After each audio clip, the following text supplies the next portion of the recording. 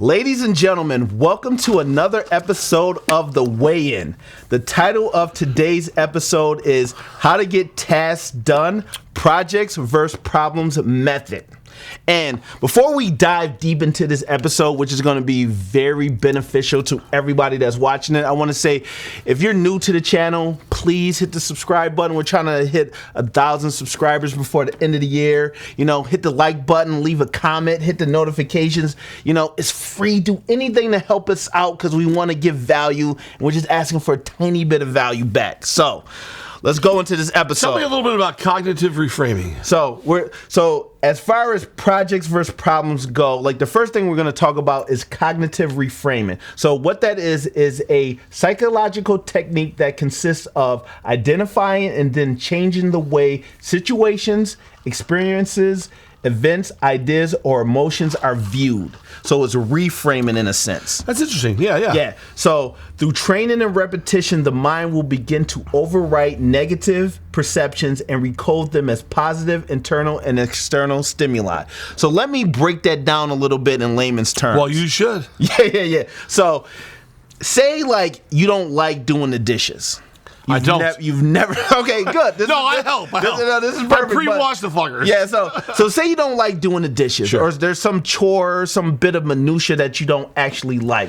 What reframing does is allow you to reframe actually what you feel and how you feel going into that. So when you're going in and washing the dishes, the first thing you're saying is, "I don't want to wash these dishes. It's going to take too much time. I just don't like it." You know, that's the frame that you're setting up. So there's a little bit of cortisol that's being, produced in the body. There's a little bit, a few stress hormones that's being produced in the body. And that's all generated by perception. That's how you're perceiving the actual task. Now, when you reframe, which can be as simple as, I'm really about to enjoy washing these dishes, like I'm really about to go in here and wash these dishes and, and like handle this and, make the wife happy, make the girlfriend happy, boyfriend, whatever. That's a reframe, This is all fucking anti-male type shit. No. And reframing can be like anything. Like you don't like going to work, because, you got a boring job, you can find things to make that job creative, and that's a reframe, like you can train that. So it starts with the naming. So when you say like I have a problem, or you look at things as being a problem, you got to think about the power that's in naming something, because you're categorizing it. And once you categorize something, once you add a name to it, like you've now added on the mental model and how you relate to that word, So if you say I hate to do the dishes, when you say I hate to do something, everything that you've ever hated in your life is being drummed up in your memory banks and is adding to the weight of what you're saying that you're hating. It's kind of intensifies the situation more. And yes. You don't really need that shit. Yeah, it intensifies it way more. So the perspective that you come from, which doing a task may have required this much, energy, now your brain is perceiving it as needing this much energy. But when you reframe something from a problem to a project, now think about projects. You've done a lot of projects that you've enjoyed. You've done art projects. Sure. You've done everything I do, my business, my conventions, whatever it might be, they're all projects. And they're all positive connotations that you have. So with projects, you look forward to doing it. You say to yourself, I want to get this done. That is extreme power in the names that we attach to different things, like that's one of the main things. There's so much power in how we name something, what we actually slapped the appellation on, because even if you say I hate to walk the dog, you're putting that hate on it. Or you can be like, oh, I get to walk the dog. Now you're getting locus of control. You're just taking the I have to do this because the wife wants me to do it to now I get to do this. I'm in control. So there's a lot of power in how we name things, and how we classify things. So I want to talk about anchoring and habit loops. Okay. Anchoring is a behavioral bias in which the use of a psychological benchmark carries a disproportionately high weight in a market participant's decision-making process. So once again, to break that down in layman's terms, okay? say you go to a restaurant, right? Sure. And you get like whatever meal that's the specific entree. Special the special that night. So say you have a particular emotional attachment to that. Say, like, it could be anything, okay? Sure. It could be like a pot roast. It could be a souffle. But say you have a specific, love for it. Like, I dated this girl in high school who made really good souffles.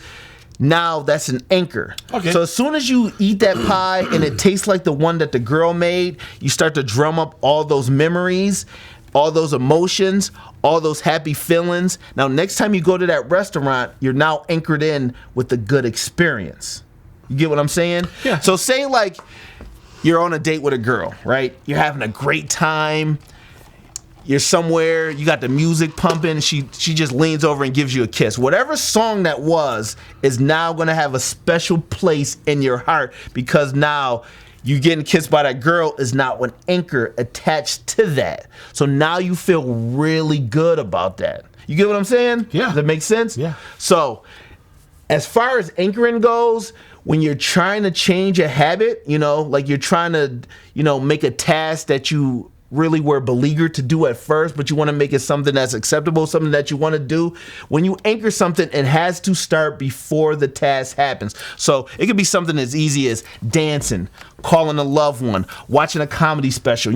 Maybe you're on a diet and you give yourself like a little snack or a little treat. Like, those are all anchoring techniques that if you start that before you do the actual task, you've now attached that to the actual task and it's now part of it. So your brain says, I know if we start to do this, this is going to happen. So now you want to do it even more. Sure. So say like you got a bag of like Snickers. Say you love Snickers. Like you hate washing dishes, but you pop a little Snickers in your mouth before you do the dishes. If you keep doing that on a long enough timeline, you don't have to eat the Snickers anymore. You'll already be excited to wash the dishes because now you've anchored in the positive stimuli. Make sense? Yeah, it's kind of like you're talking a bit of like mind control here a little bit. Kind of hacking your own mind, like not mind control per se, but kind of hacking your own mind. Yeah, it allows you to sort of like go with the flow the way you should. You're changing perception. Now, I also want to talk about habit loops. Now, Charles Duhigg, he wrote 2 books, The Power of Habit and Smarter, Faster, Better. Great books. Salute to Charles Duhigg. Really good concept. So, Charles Duhigg describes habit loops as the cue, the reward, and the routine. So the cue is the internal or external stimulus that triggers the habit. And that could be a person, an environment, a smell, a feeling. It could be a broad range of things. Now, the reward is what disconnected or satisfied the cue. Now, the routine is the sequence of actions that maintain the habit. So to break it down once again, we'll talk about it like this. So say you take a different route home, for whatever reason, right? You pass by a liquor store, you're like, oh, that's a liquor store right there. So that makes you think of Hennessy, the Henny Boys. You drink Hennessy while you watch the Henny Boys. Hit that subscribe button. So then you're like, classic. So then you're like, I need to drink some Hennessy right now. That's the cue. Now, when you go home and you pour yourself, because you people at home better have Hennessy inside your house. For the $24 fifth. You know what's in the cup. You drink the Hennessy. That's the reward. Now the sequence is now all of a sudden you start to take that different way home, which triggers the cue, which makes you want to drink Hennessy when you get home, which is the reward. So how you connect this is the key here. Yeah, so how you connect this is the key. So say once again, you don't like washing dishes, but now you say, I got this little Snickers, I pop that Snickers, but then you go back and say, what was that song that me and the wife who was the girlfriend, we're now married, that we listen to all the time? So what's a great song that you love? Oh, jeez, I don't know. Marvin Gaye. What's going on? What's going on? So now while you're doing the dishes, you play Marvin Gaye, What's Going On. That's the reward. So now you're feeling good. You got the anchor of thinking about the wife. And now you're washing dishes like you're feeling good. So now that's the routine. You come home, you pop the Snickers, you start washing the dishes while you're playing Marvin Gaye. And now you like washing dishes. But that's not. So you're trying to teach my wife how to control me now? No, I'm trying to teach people how to. I know. I'm just fucking around, man. Yeah. So The last, and I might say one of the most important parts of this whole method is identity and purpose, demarcation, transcendence, states. So everybody's like, what's that? So a demarcation point is a fixed point that you can have in anything. Sure. And transcendence is obviously going past a fixed state. Sure. So this is something that I want to drill into people, and we could talk about this more in depth, on a later date. But habits and behaviors are plastic in the face of a altered identity. So everybody say that with me again. Habits and behaviors are plastic in the face of a altered identity. So, like we said in the beginning of this episode, we put so much power in words.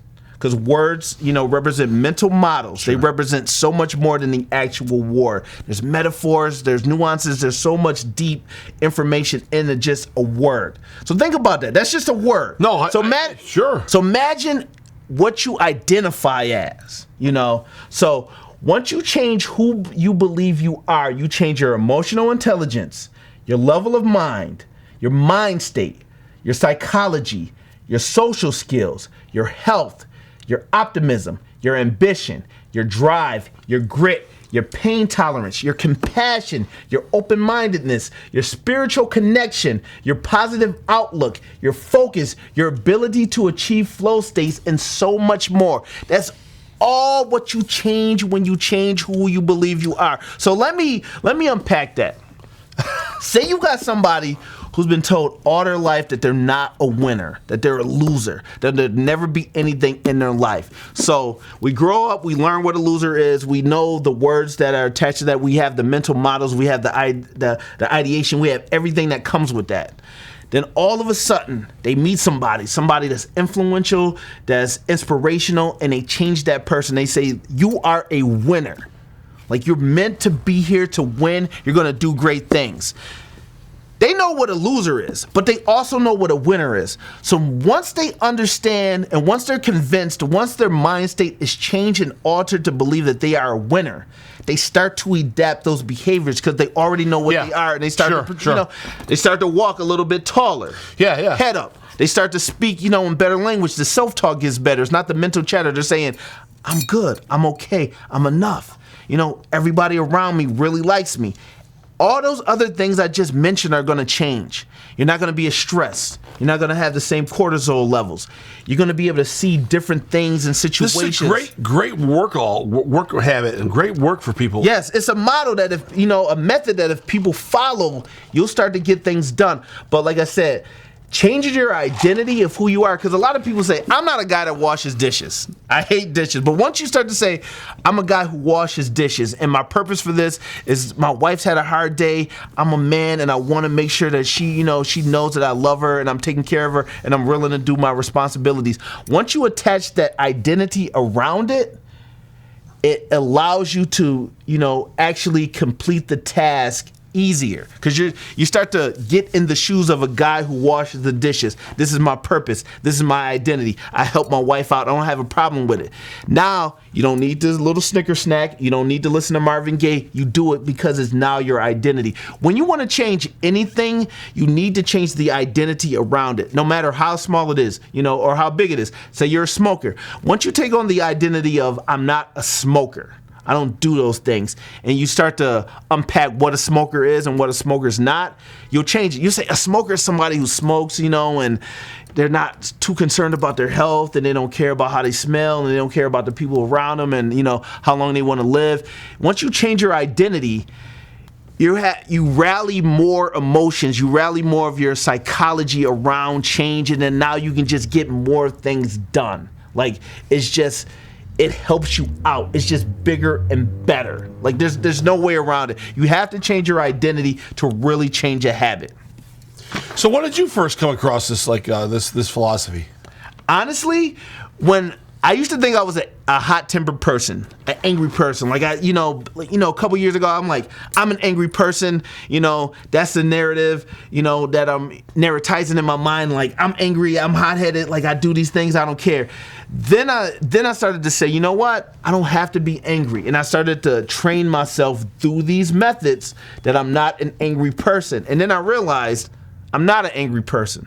That's the story I was feeding myself, a false narrative. So you learned from what you're philosophizing. Yes. Yeah, I kind of stumbled onto it, and then I sat down one day and I proselytized it, and I'm saying, this is the method. This is what I need to do. These are the exact steps, and I was reading different books, talking to great people, and that's when I realized this is how you change. This is how you transfer. But the identity, demarcation, transcendence, that's the one thing that you really got to lock in. You really have to change the identity, and that it's not just washing dishes. It's whatever you want to do. So I mean, that's it, ladies and gentlemen.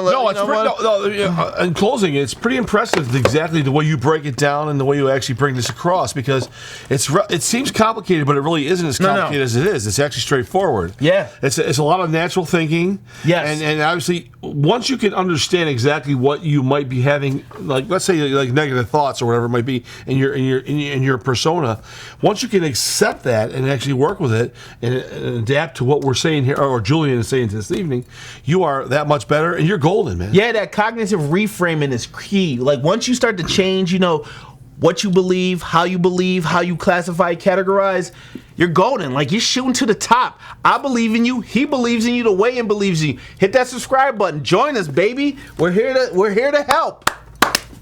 That's the Weigh-In, baby. Oh, motherfucker. I'm all fucking drunk and shit.